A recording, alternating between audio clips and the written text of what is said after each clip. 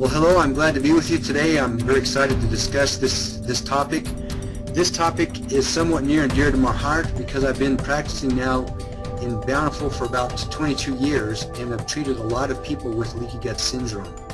And I think that this picture here that we're looking at is very appropriate to explain. It's a nice view of what leaky gut would be. Here, with this, if this would represent our colon right here, or our gut, many times we get holes in it, and that's what we're going to be discussing today. This is a picture of me. I'm Dr. Troy Giles. Again, I've been practicing for 22 years as a chiropractor here in Bountiful, Utah. I'm a health coach, and I work basically with the triangle of health, which is structure, emotion, and physiology. So tonight, we're going to be discussing mainly physiology with respect to leaky gut syndrome. So why do we want to learn about leaky gut syndrome? In my opinion, it all starts in the gut. That's the whole concept. It all starts here in the gut. It is a pandemic in the world today. It's the cause of most degenerative diseases. And we find that literally the leaking through of those toxins is what's causing so much of the degenerative diseases that we see today. And we'll discuss some of those here in a little bit. This is a microscopic view, what it would look like your intestinal wall. Here is that same wall at 12,000 diameter scan. You can now see the presence of this leaking gut right here. That's where you're actually seeing that hyperpermeability of the gut. This demonstrates a healthy functioning gut where you're having large proteins and things that are passing along the system and they're not able to penetrate because we have the integrity of the gut is set. You'll notice right here this would represent a cell and this is nice and tight, so that only small bits of proteins and carbohydrates and small chain proteins are able to make it through this semi-permeable membrane. Here we're now showing what a leaky gut would represent. This is now large. These fissures are larger and they're allowing much larger proteins to make it through. And now these larger proteins are going to be picked up by antibodies. We're noticing that over here now in this diagram. This would represent the inside of the colon, and here we're representing 1 and 2 cell or chain proteins. Here are larger proteins, 3 and 4, 5, 10 proteins. In a normal functioning gut, they wouldn't be able to make it through. But when we have a leak, these are now able to penetrate through, and they're now picked up by antibodies. These antibodies are picked up and are recognizing this abnormal protein as something that's foreign to the system. The thing that's difficult is that now every time you have that same particular protein make it through the leak, these antibodies are trained to attack it. So they're going to go in and attack that protein and create inflammation. So every time we have an antigen make it through, that antibody will fight the antigen and will now create an antigen-antibody complex. This complex gets into the system, it gets into the blood supply. These large complexes then can settle out within the joint capsule, and that's an effect of arthritis. If these same antibodies will also look around the body for other issues, other proteins that look very similar. So let's say that this is milk protein, and the antibody now is going around the system looking for similar proteins as that milk protein and recognizes the pancreas as a similar protein. Now you've got an antibody attacking your own tissues, and that's going to lead to autoimmune issues. So you can see that there's just so much importance in making sure that we heal this leaky gut, and that's what we'll be discussing.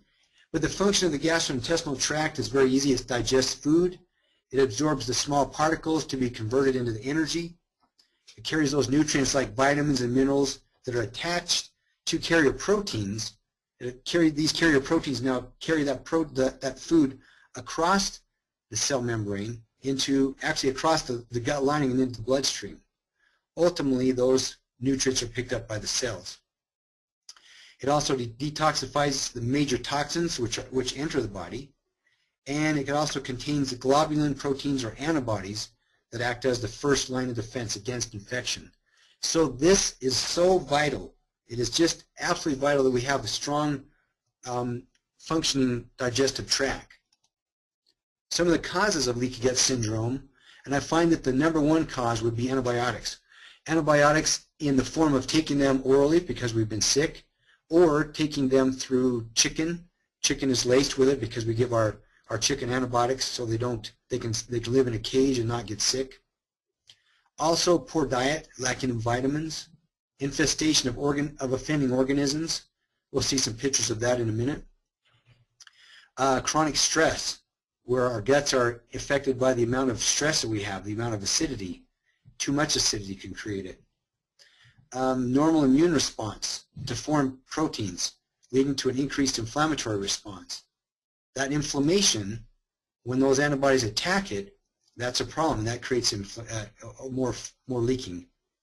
Environmental contaminants, foods, things that are in our foods like pesticides and preservatives, excess alcohol, and non-steroidal anti-inflammatories and other medications. So this is the reason why we have it. So if to this point now, we've kind of discussed what it would look like. Here on your left of this picture, we show a strong colon, a strong digestive tract, where all these little flakes here would represent good bacteria. We have parasites, and we have bacteria and fungus and other things that are normal, but when we have a good count of bacteria and a good, strong, healthy colon and gut, and good villi to absorb the nutrients in place, now we have a strong effect. But when we have leaks, here's now leaky gut over here, this now allows these toxins to pass through the colon. They then can get into the liver and cause damage there as well. So again, here's a picture of the leak. It gets into the blood supply. Once it's in the blood supply, it's now going to come over and into the liver. In this representation, we have healthy functioning liver and unhealthy functioning liver. When we're leaking too many toxins through, it makes it so that the liver, which normally will conjugate fat-soluble toxins from a fat-soluble toxin to an intermediate, and then an intermediate to a water-soluble toxin, and then out the kidney as a water-soluble toxin. That's how we detoxify in the liver. But when we have leaks, when there's too much of this toxin penetrating and getting through the system into the blood, the liver becomes unhealthy to where it no longer conjugates those toxins, and these toxins now will end up going to the brain and to the other fat stores of the body, ultimately into the lymphatic system, where these undigested proteins and toxins will bind with water to get into the lymphatic system. Now we'll have lymphatic swelling, and basically you've turned into a swamp.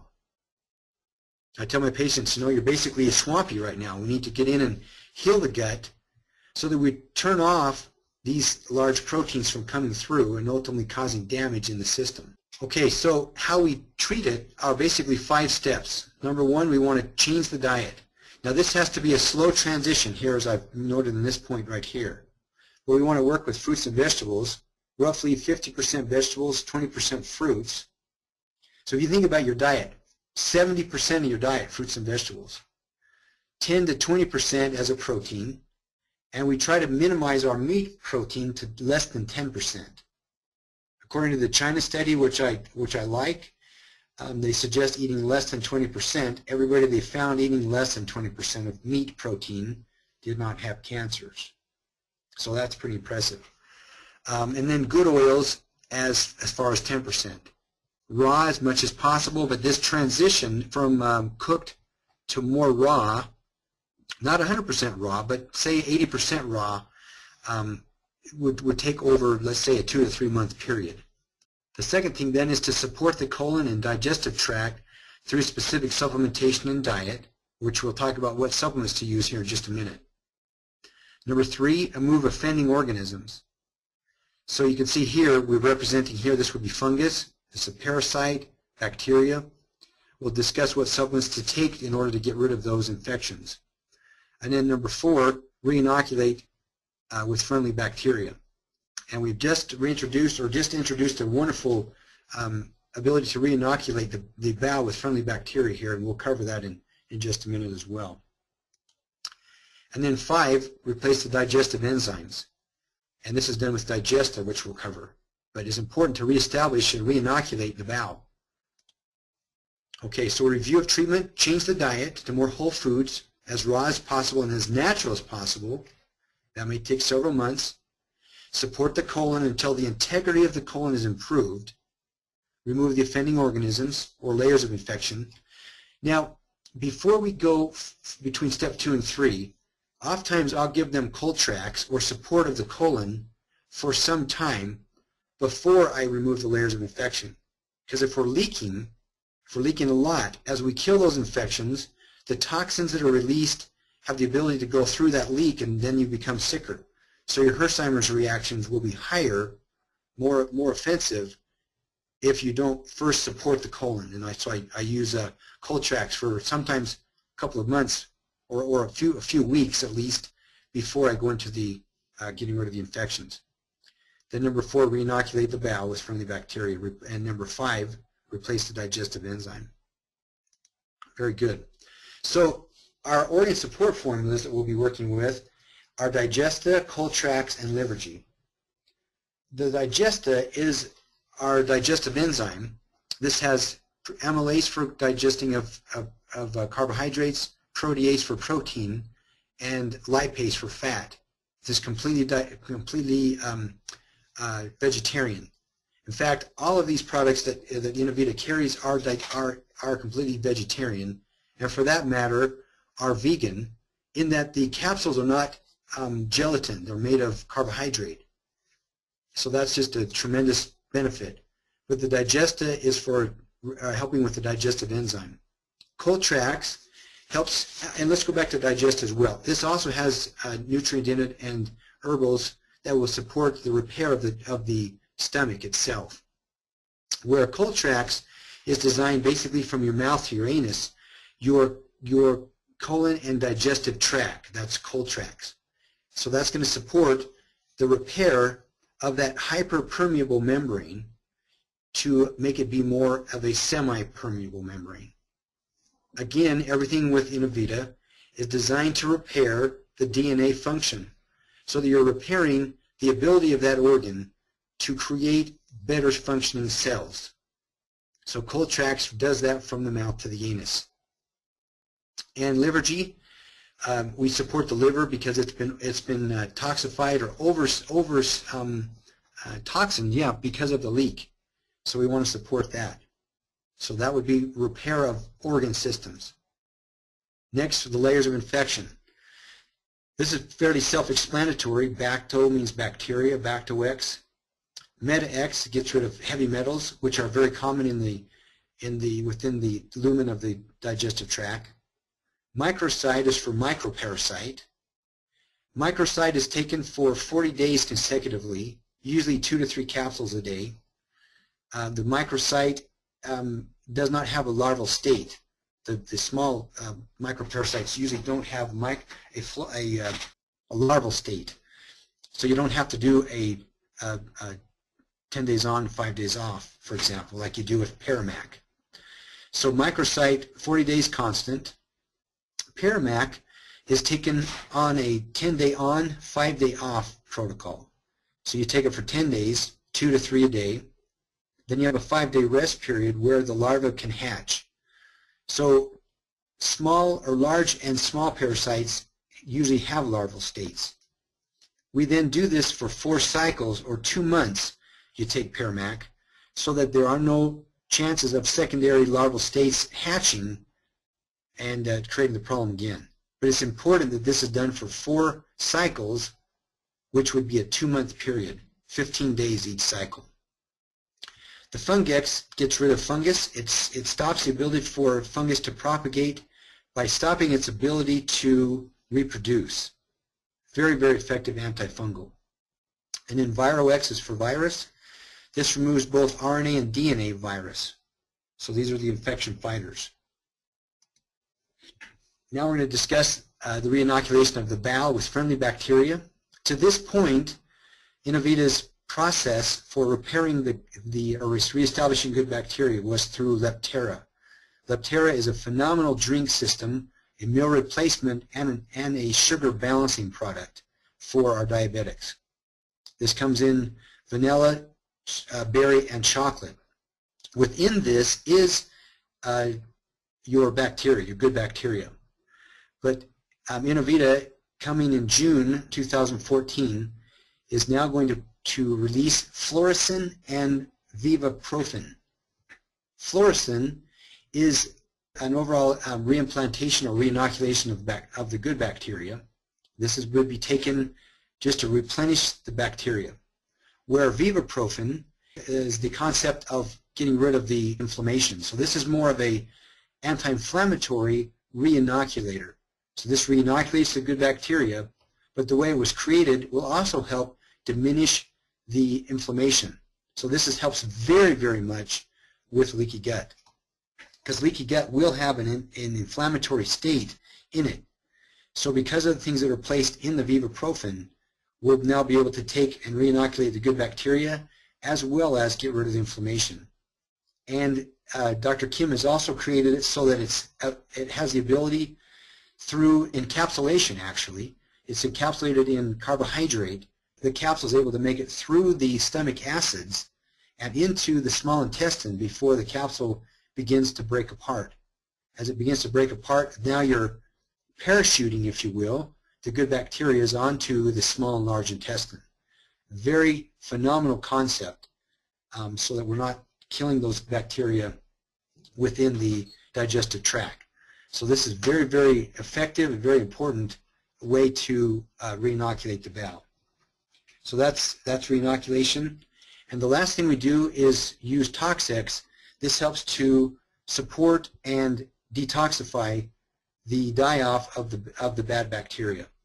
It's very important to use Toxex while using the Fungex. Fungex will create a lot of mycotoxin. So Toxex helps to chelate or bring small molecules to become larger molecules.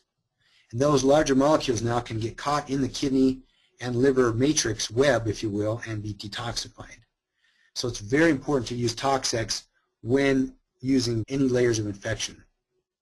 So I find that this is just a very immensely important supplement to use in this process. So I wanted to be very specific, really down and dirty, if you will, these 20-minute mini webinars, though you don't have to take as much time away from your families, your practices, but be given the very specifics of how to treat these next 29 concepts that we'll be discussing. So I hope this has been beneficial for you. So now I'm going to go ahead and open up the mics to have any questions that you might have at this time. Yes, I found that using the plant-based enzymes, I have much less stomach upset, I have much less irritation. I find that the supplements that carry ox bile, for example, seems to be too intense. So the plant-based enzymes are more friendly, they're more bioavailable, and they just don't cause the stomach upset that I find with the bovine source. Also, we don't have all the effect that the bovine source has as far as the antibiotics and the growth hormone and so forth. So I find that the plant-based is just much more effective, and I can give it to anybody, even children. My own grandson was weaned at birth, so he's been taking Similac or one of the bottle-fed, and so I've been putting in the Digesta into it, a full dropper of Digesta into his bottles.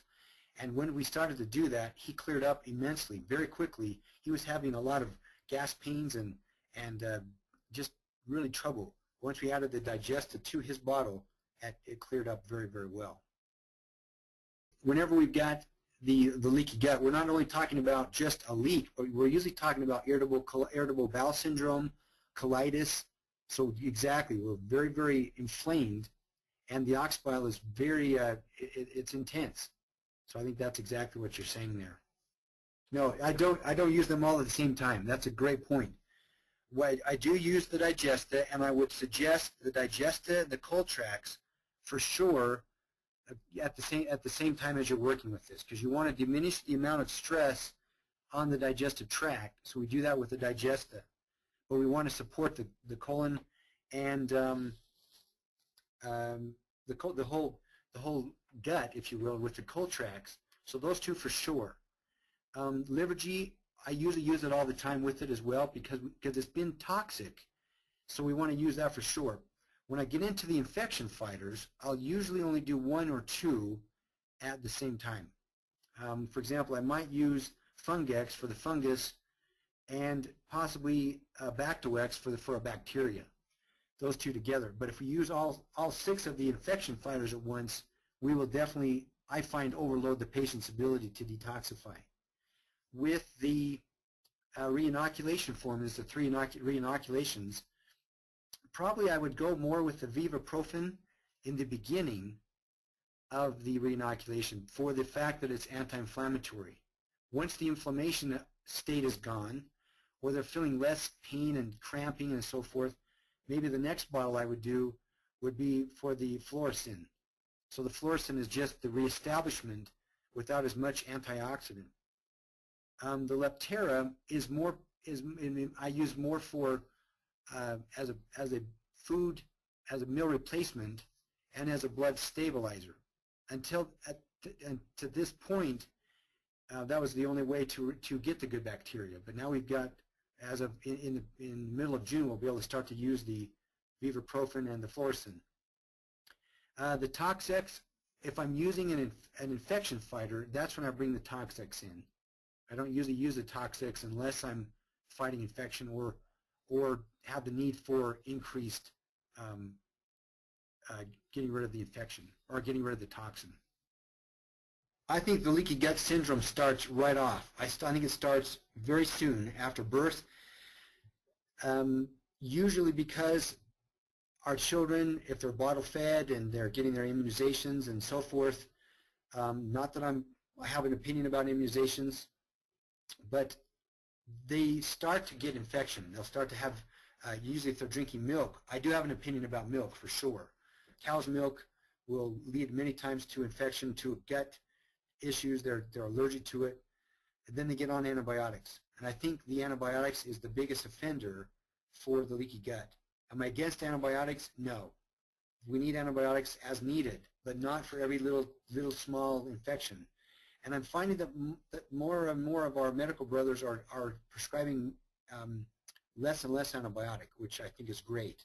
We should only use antibiotic as needed. But I think the antibiotic, when it kills the good bacteria, once that good bacteria is killed, now we've left the gut in a weakened state. The good bacteria is killed. It's what has been creating all of the strength, all of the immune fighters, the antibodies. So that's when it starts. But the degenerative process, the degenerative diseases, we see throughout life as the person becomes more and more leaky, or they have more and more degenerative things, arthritis, type 2 diabetes, all of the degenerative things we see with age could be diminished significantly if we would just be able to heal and keep our guts strong and strengthened.